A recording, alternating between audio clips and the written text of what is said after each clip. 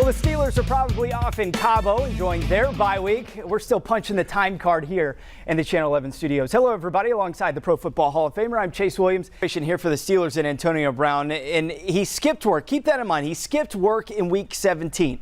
Disparaged the Steelers publicly, said he wouldn't play on a contract with 3 years left, only to get a lofty raise of $30 million in guarantees on his way to a new team, the Oakland Raiders. In return, the Steelers get a couple mid-round picks. It's TV time in Pittsburgh, and welcome to the Subway Final Word, the show that wants you to be part of the conversation each and every Sunday night. I think this is going to be the toughest decision Mike Sullivan has made in quite some time, and as he says, it's a good problem to have. But once Chris Letang is back, and he was skating today in Cranberry, who is the odd man out on the blue line? The Steelers' offensive line is one of the best in the NFL, and they love to run block.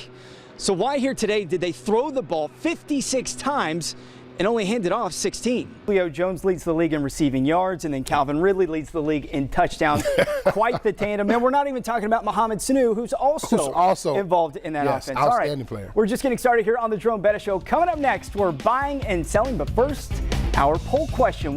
Yeah, he took a huge step yesterday. He almost willed the team by himself there in the third period. All three of his points, the 2 goals and the assists, came on the power play, and that's a good sign, just getting points on that stat sheet, but he looked dominant at even strength as well.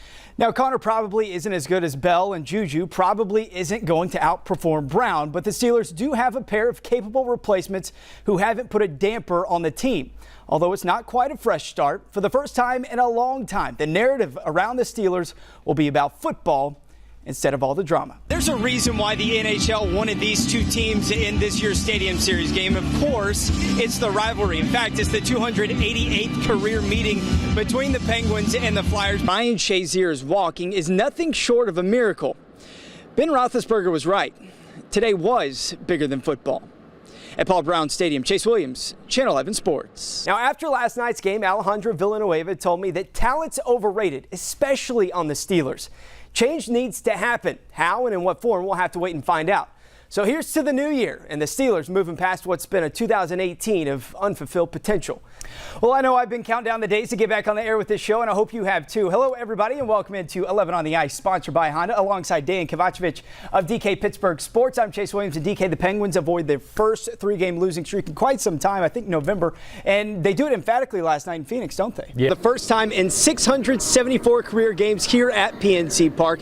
Andrew McCutchen found his familiar number 22 jersey hanging in an unfamiliar spot, the visitors' clubhouse, which began a day filled with emotion. I want to go back to on the ice in Nashville when you guys won. Before I talk to you, you shared a moment there with your dad. What's this season going to be like with him not around this time? It'll be tough. Cardinals are dangling Patrick Peterson out there in the trade market.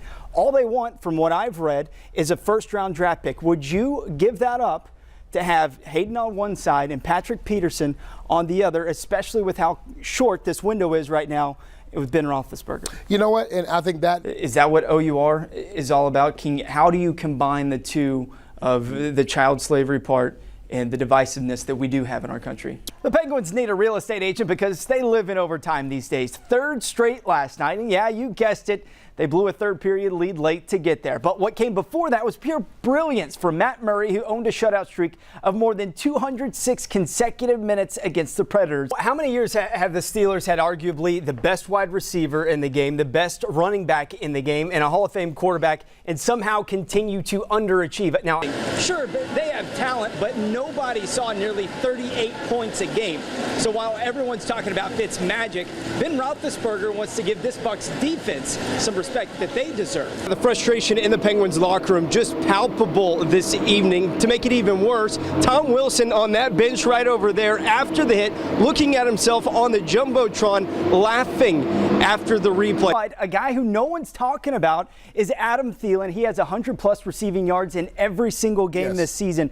Nobody in the league has done that. Coach Tomlin added, there are so many problems that divide us in this world as a people, but that we can all get behind this specific issue. Talk to each other, all in the process of hoping to become more tolerant of one another. For the full interview with Coach Tomlin and to find out how you can get involved, visit our website, WPXI.com.